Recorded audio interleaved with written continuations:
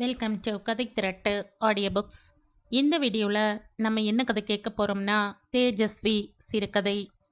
நம்ம சேனலை இது வரைக்கும் சப்ஸ்கிரைப் பண்ணாதவங்க சப்ஸ்கிரைப் பண்ணுங்கள். பக்கத்தில் இருக்கிற பெல் ஐக்கானை கிளிக் பண்ணி ஆளுங்கிற ஆப்ஷனை ப்ரெஸ் பண்ணுங்கள். ஸோ தட் நான் போடுற கதைகளை உடனுக்குடனே நீங்கள் கேட்கலாம். வாங்க கதைக்குள்ளே போகலாம். ஐயப்பன் அந்த வீட்டு திண்ணையில் வந்து உட்கார்ந்த போது மணி சரியாக 10. காலை சாப்பாட்டு நேரம். அவன் வந்து உட்கார்ந்ததை அந்த குடும்பம் முழுவதும் அறிந்தே இருந்தது. ஆனாலும் தலைக்கு மேலே வேலை இருப்பவர்கள் போல் ஆள் ஆளுக்கு நழுவி போனார்கள். அவனும் ஒவ்வொருவர் முகம் பார்த்து தலை குனிந்தான். பவதி பிஷாம் தேஹி என்று இப்படி தினம் கையேந்தி கொண்டு அந்த வீட்டு திண்ணையில் வந்து அமர்வது இன்று நேற்றல்ல, 20 வருட பழக்கம்தான். இருந்தாலும் ஒவ்வொரு நாளும் ஒவ்வொருவருடைய முகம் பார்த்துத்தான் வயிறு நிரப்பிக்கொள்ள வேண்டியிருந்தது. இதில் எந்த மாற்றமும் இல்லை, என்றும் மாறப்போவதும் இல்லை என்று அவனுக்கும் தெரியும். ஐயப்பன் நேரம் போய்க் கொண்டிருந்ததை பற்றி கவலைப்படாமல் இந்து பேப்பரை பிரித்து வைத்து கொண்டான். ஜோல்னா பையில் இருந்து ஒரு குட்டி டிக்ஷனரியும் எடுத்து வைத்து கொண்டான். ஷியாமளியின் அன்பு பரிசு. அன்பு தேஜஸ்விக்கு பிரியமுடன் ஷியாமளி என்று முத்து முத்தாக எழுதி கையெழுத்திட்டிருந்தாள் அவனுடைய அபிமான ஷியாமளி. அவனுக்கு அறிவொளி தந்தவள், ஆங்கிலம் பழக்கியவள், அன்பால் அடிமையாக்கி கொண்டவள். ஐயப்பனின் கண்களில் நீர் கட்டி கொண்டது. எல்லோருக்கும் ஐயப்பனாக இருக்கும் அவன், அவளுக்கு மட்டும் தேஜஸ்வி. டிக்ஷனரியை புரட்டி ஒரு சின்ன துண்டு காகிதத்தை எடுத்தான், படித்தான். யூ.ஆர். அனந்தமூர்த்தியின் சமஸ்காராவை படித்தேன். தேஜஸ்வி என்கிற பெயரை படிக்கும்போது எனக்கு உங்கள் உருவம்தான் மனதில் வந்தது. காவி வஸ்திரம், யோகிகளுக்கே உரிய இளநரை கலந்த தாடி, பளிச்சென்று வீற்றிருக்கும் நெற்றி நிறைந்த வெந்நீரு, அன்னை தவிர வேறு உறவுகள் கலவாத கட்டை பிரம்மச்சரியம், பளீர் என்ற பற்றுதல்கள் இல்லாத சிரிப்பு, எல்லாமாக தேஜஸ்வி என்ற சொல்லுக்குள் எப்படி அடங்கி போய்விடுகிறீர்கள்?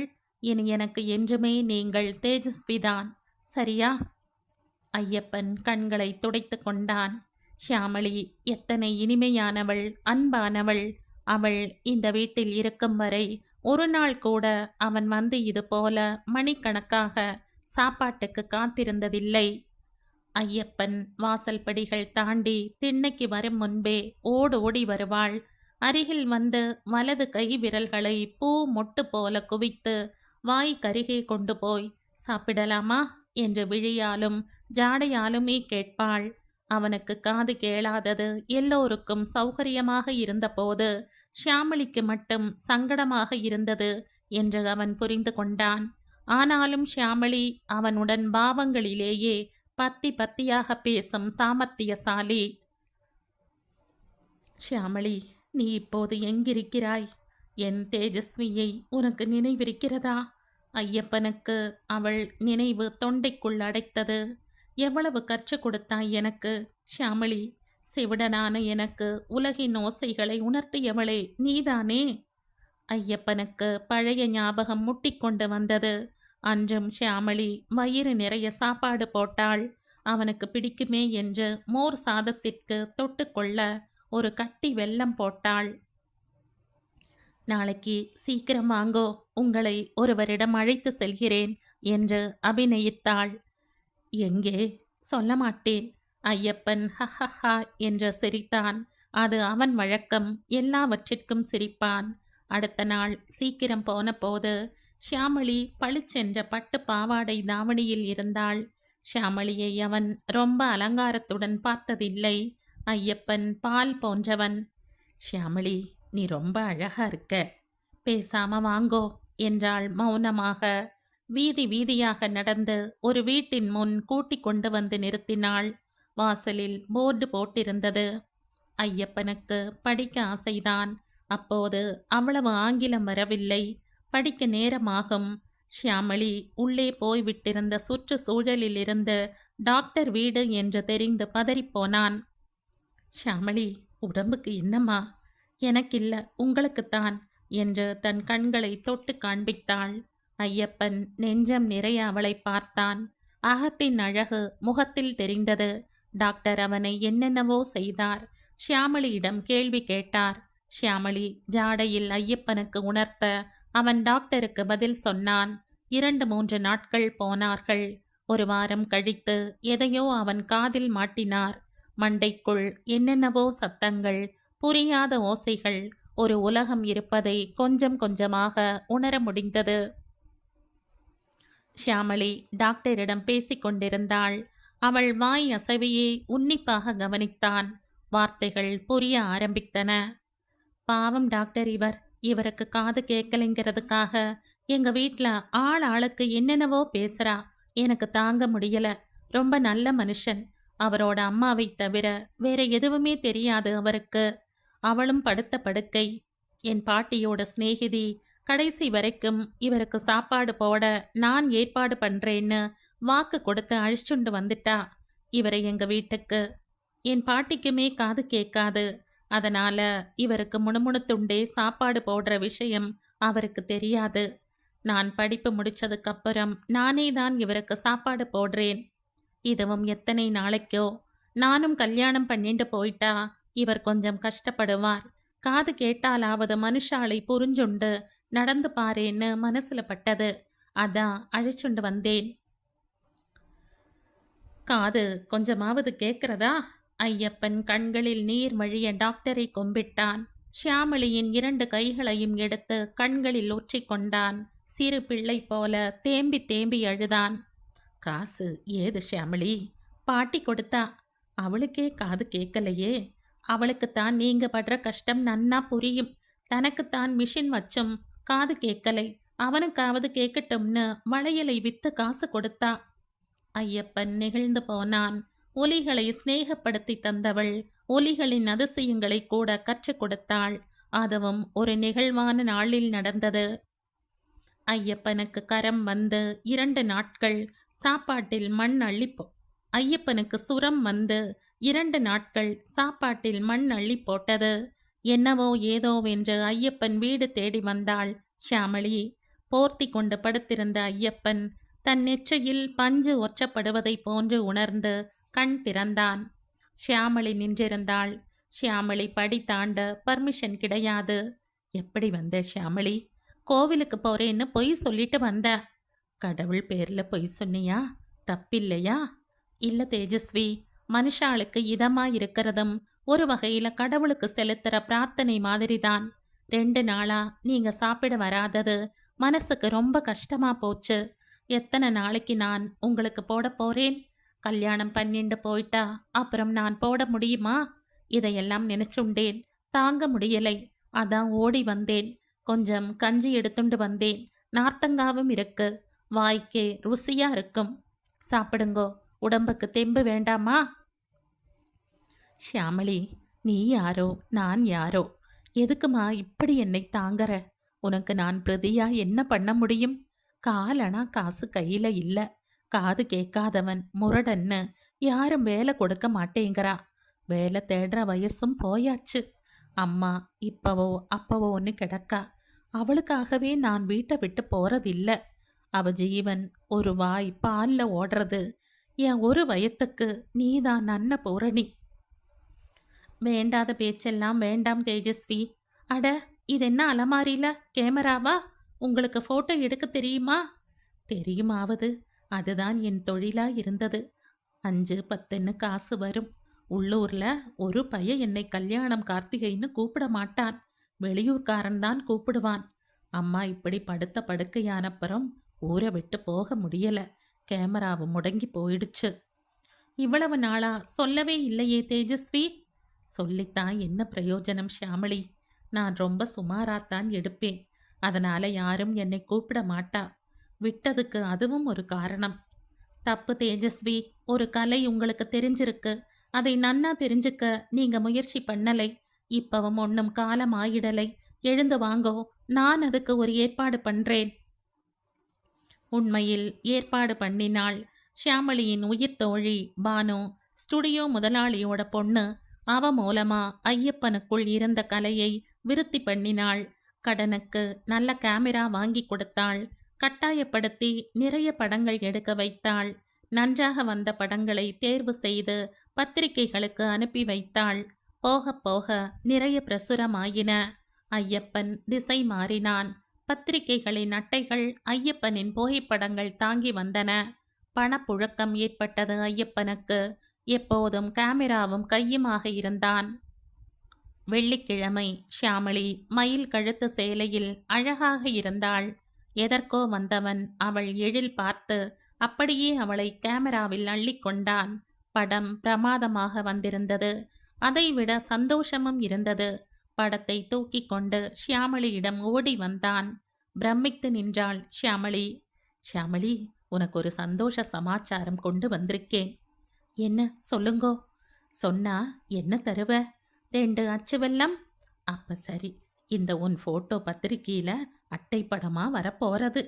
சொன்னபடியே வந்தது. ஷியாமளியின் குடும்பம் சந்தோஷத்தில் மிதந்தது. தாத்தா ரொம்ப சந்தோஷப்பட்டார். வருவோர் போவோரிடமெல்லாம் என் பேத்தி என் பேத்தி என்று பேசினார்.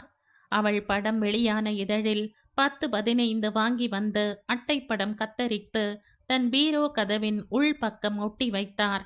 பார்த்து பார்த்து மகிழ்ந்தார். அந்த அட்டைப்படத்தை பார்த்து ஒரு வரன் வந்தது. அதுவே ஷியாமளியின் வாழ்க்கையும் ஆகிப்போனது. ஷியாமளிக்கு கல்யாணம் நெருங்கியது. தென்கோடியில் இருந்து வடகோடிக்கு வாழ்க்கைப்பட்டு போக வேண்டியிருந்தது. ஐயப்பனின் அம்மாவுக்கு கடைசி காலம் நெருங்கியது. ஐயப்பன் ரொம்பவும் தளர்ந்து போனான். அம்மாவையும் இழந்து அன்பு ஷியாமளியையும் பிரிந்து தன்னால் ஜீவிக்க முடியுமா? ஷியாமளிக்கு 1 வாரத்தில் கல்யாணம். ஐயப்பன் ஓடோடி வந்தான். ஷியாமளி, அம்மாவுக்கு சுவாசம் ரொம்ப கஷ்டமாறது. ரொம்ப நாளைக்கு இருக்க மாட்டா போலிருக்கு. அவ கடைசி ஆசையா அவளை தூக்கிண்டு 6 படை வீட்டையும் தரிசனம் பண்ணி வைக்க போறேன். என்ன சொல்ற தேஜஸ்வி? அம்மாவை தூக்கிண்டா போக போற? முடியிற காரியமா? இந்த கட்டை பிரம்மச்சரியம் எதுக்கு இருக்கு ஷியாமளி? அது என் கவலை இல்லை. நான் திரும்பி வரும்போது நீ இங்க இருக்க மாட்டியே. நீ இல்லாத இந்த வீட்டில் நான் எப்படி காலை எடுத்து வைக்கிறது? என்னால் அதை நினைச்சு கூட பார்க்க முடியலை ஷியாமளி. உனக்கு அப்புறம் நான் இந்த வீட்டுக்கு சாப்பிட வரமாட்டேன் ஷியாமளி. ஷியாமளி சிலையாகி போனாள். உண்மையிலேயே ஐயப்பன் பெற்றவளை 2 கரங்களிலும் தாங்கி 6 படை வீடுகளையும் சுற்றி வந்தான். அவனின் பிரம்மச்சரியம் அந்த தீரமான செயலுக்கு உறுதுணையாக இருந்தது. இந்த விஷயம் ஐயப்பன் அம்மாவை தாங்கி இருந்தபடி போட்டோவுடன் ஒரு பத்திரிகையில் வந்தது. ஷியாமளி வடகோடியில் இதை படித்து பிரமித்து புருஷனுக்கு சொன்னாள். தான் கடைசியாக அவனுக்கு எழுதி கொடுத்து விட்டு வந்த கடிதத்தை பற்றியும் சொன்னாள்.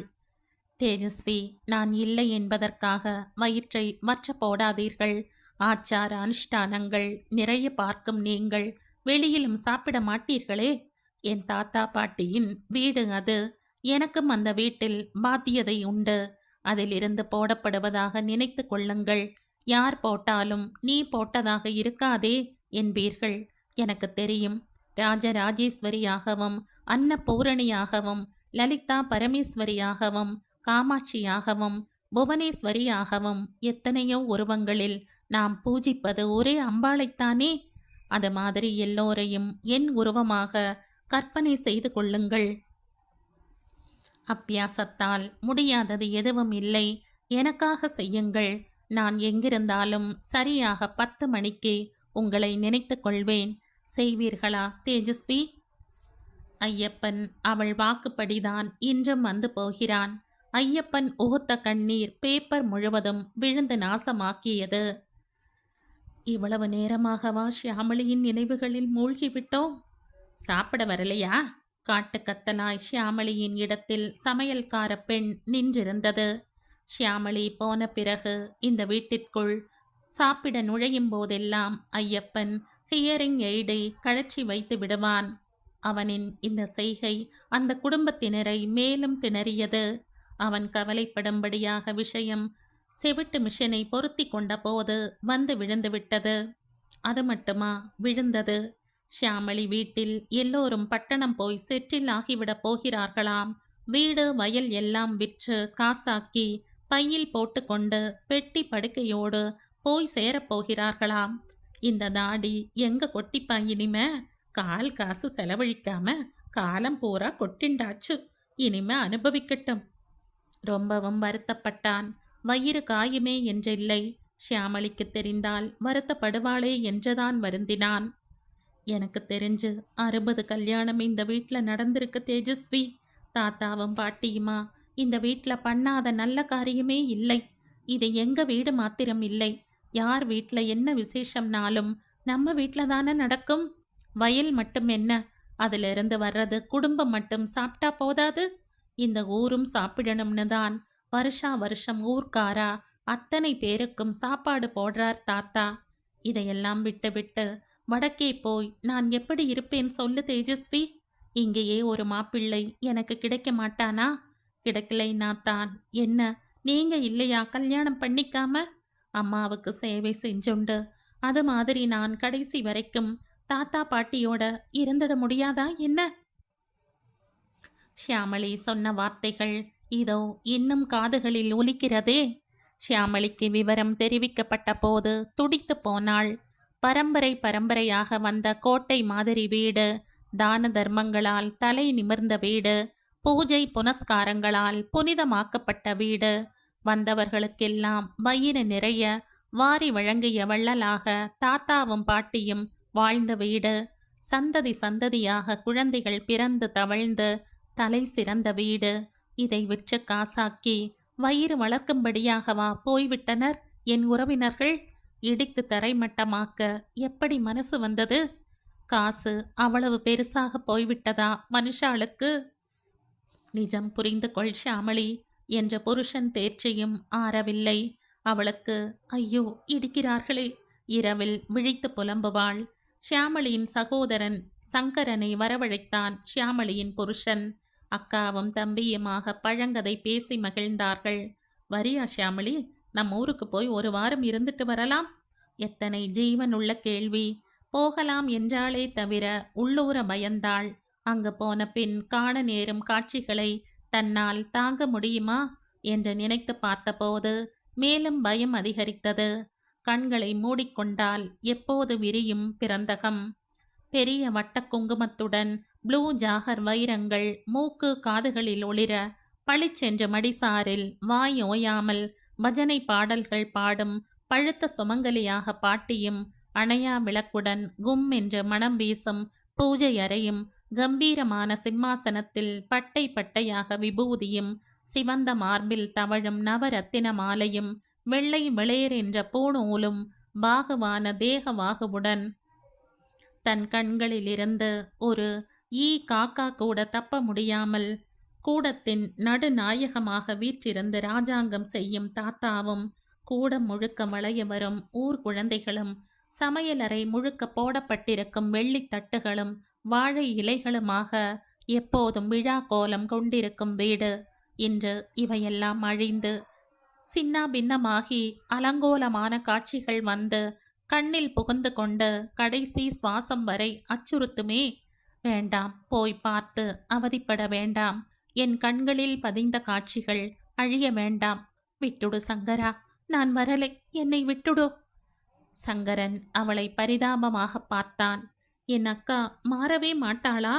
யதார்த்தம் புரிந்து கொள்ள மாட்டாளா? படிப்பும் உத்தியோகமும் உயர உயர கிராமங்கள் நகரங்களை நோக்கி நகர்வது இயற்கை என்று உணரமாட்டாளா? இவள் ஒரு படித்த முட்டாள்.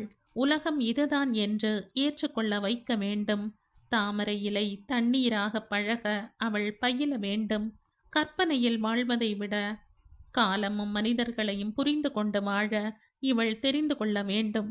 இவளை மடக்கும் ஆயுதம் இருக்கிறதே என் கையில். சரி, நீ ஊருக்கு வர வேண்டாம். நம்ம வீடு வாசலை நீ பார்க்க வேண்டாம். ஐயப்பன் உன்னோட தேஜஸ்வி சாக கிடக்கான். அவனை கூட நீ பார்க்க வேண்டாம். போய் வேலையை பாரு. சங்கரன் பொய்யாக கோபம் கொண்டான் அவள் மேல். தேஜஸ்விக்கு உடம்பு சரியில்லையா? எனக்கு ஏன் யாரும் சொல்லலை? எப்படி சொல்லுவா? எதையாவது சொன்னா உனக்கு சித்தம் கலங்கிடுமோன்னு பயப்படுறா எல்லாரும். சங்கரா, வா, இப்பவே போகலாம். எனக்கு தேஜஸ்வியை பார்க்கணும். என் கையால ஒரு வாய் கஞ்சியை கொடுக்கணும். வா. ஷியாமளியின் விருப்பப்படி நேரே தேஜஸ்வியின் வீட்டுக்குத்தான் போனார்கள். வாசல் கதவுகள் திறந்து வீடு ஹா என்று பறந்து கிடந்தது. ஒரு மூலையில் ஐயப்பன் கிடந்தான். கட்டில் காலடியில் கிழவி ஒருத்தி அமர்ந்திருந்தாள். யாரு என்று கண் சுருக்கி பார்த்தாள். தாத்தா பெயரை சொன்னதும் துள்ளி எழுந்து ஷியாமளியின் பாதம் தொட்டு கும்பிட்டாள். பதறி விலகினாள் ஷியாமளி. ஐயப்பன் சலனமின்றி கிடந்தான். கிழவி போர்வையை விலக்கிய போதும் அவன் நிலையில் மாற்றமில்லை. ஷியாமளி அதிர்ந்து போய் நின்றிருந்தாள். தேஜஸ்வியா இது? வாட்ட சாட்டமான பிரம்மச்சரிய உடம்பு வாடி வதங்கிக் கொண்டு குறுகி இருந்தது. முகம் முழுக்க தாடி, ஒரு முடி பாக்கி இல்லாமல் வெளுத்து வகைப்படுத்துமாறின்றி மண்டி கிடந்தது. ஷியாமளி பார்த்து பரவசப்பட்ட அவன் முகம் தேஜஸ் முழுவதுமாக காணாமல் போயிருந்தது.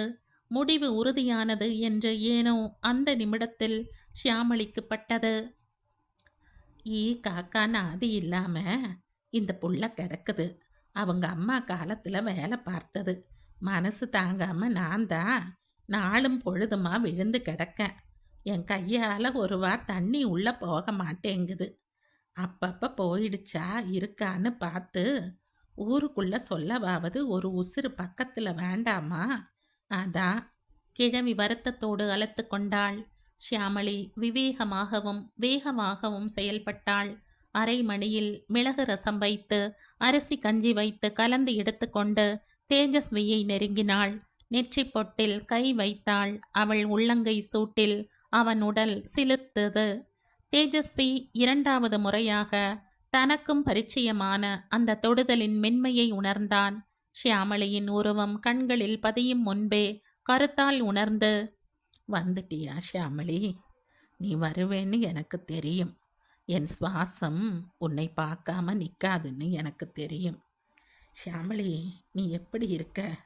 நம்ம வீடு, நம்ம வாசல். ஷியாமளி அவசரமாக அவன் இதழ் பொத்தினாள். தீயவை பார்க்கவும் பேசவும் கேட்கவும் வேண்டாமே தேஜஸ்வி. தேஜஸ்வி, இன்னுமா என்ன அப்படி கூப்பிடுற? எல்லாம் போச்சு ஷியாமளி. ஆன்மா அழகாகத்தானே இருக்கு தேஜஸ்வி. ஒரு வாய் கஞ்சி குடிங்கோ, நானே பண்ணினேன். கிழவி வாய் மூட மறந்து பார்த்திருக்க மளமளவென்று கஞ்சி உள்ளிறங்கியது. ஷியாமளி, ஒரு உதவி செய்வியா? சொல்லுங்கோ தேஜஸ். கண் மூடுறதுக்குள்ள உன்னை பார்த்துட்டா அரியனாச்சி அம்மனுக்கு அபிஷேகம் பண்ணி புடவை சாத்துறதா வேண்டி காசு முடிஞ்சு வச்சிருக்க. எல்லாம் பண்ணி பிரசாதம் எடுத்துண்டு வாயேன் என்றவன் தலைகாணி கடியில் இருந்து ஒரு நீண்ட காகித உரையை எடுத்து அவளிடம் கொடுத்து, இதையும் அம்பாள் பாதத்தில் வச்சு எடுத்துண்டு வா. ஷியாமளியும் சங்கரனும் எல்லாம் முடித்து கொண்டு வந்தபோது தேஜஸ்வியும் முடிந்து போயிருந்தான். ஷியாமளி கரகரவென்று கண்ணீர் உகுத்தாள். கதறி அழுதாள். இதுக்காகவா நான் வந்தேன் என்று அழுதாள். கிழவி ஊர் கூட்டினாள். யார் எடுத்து போடுவது என்று ஆள் ஆளுக்கு கேள்வி கேட்டுக்கொண்டார்கள். ஷியாமளி முடிவுக்கு வந்தாள். சங்கரன் ஈரத்தொண்டுடன் வந்து நின்றான். மளமளவென்ற காரியங்கள் நடந்து முடிந்தன. ஊர்க்காரர்கள் முன்னிலையில் நீண்ட காகித உரை பிரிக்கப்பட்டு படிக்கப்பட்டது. வீடு நிலம் எல்லாம் ஷியாமளியின் பெயருக்கு எழுதியிருந்தான் தேஜஸ்வி. ஷியாமளி பொங்கி பொங்கி அழுது ஓய்ந்து நிதானப்பட்டு, இதெல்லாம் எந்த உரிமையும் இல்லை. அதனால ஐயப்பனோட வீடு வாசல் எல்லாம் வித்து தேஜஸ்விங்கிற பெயர்ல காது கேட்காதவர்களுக்குன்னு ஒரு ட்ரஸ்ட் ஏற்பாடு பண்ணிடுங்கோ. காது கேட்காதவர்களுக்கு என்ன மருத்துவ உதவி வேணுமோ அதை இதுல இருந்து கிடைக்கும்படியா ஊர் பெரியவாதான் பண்ணணும். அதுக்கு நான் எங்க கையெழுத்து போடணுமோ போடுறேன். ஊர் முழுவதும் வாயார வாழ்த்திற்று. சங்கரன் ஷியாமளியை நெடுநேரமாக பார்த்து கொண்டிருந்தான். என்ன பார்க்குற சங்கரா? சீக்கிரம் வேலைகளை முடிச்சிட்டு ஊர் திரும்ப வேண்டாமா? அடுத்த ஜென்மத்திலேயும் உனக்கே தம்பியா பிறக்கணும் ஷியாமளி. சங்கரனும் கண் கலங்கினான். ஷியாமளி அவனை ஆறத் தழுவி நெஞ்சில் சாத்தி கொண்டாள்.